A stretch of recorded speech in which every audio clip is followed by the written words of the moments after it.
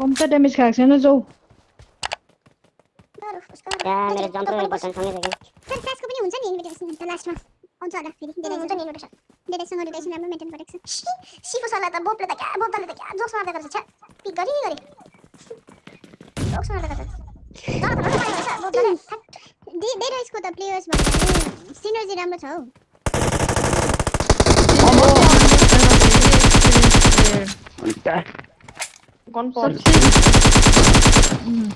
सबसे उयो हो नि त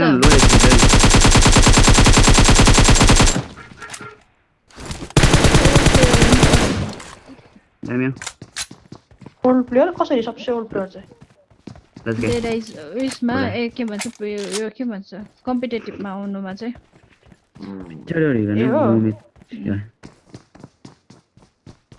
सेरीमा गर्दैछ जस्तो लाग्यो रे भाइ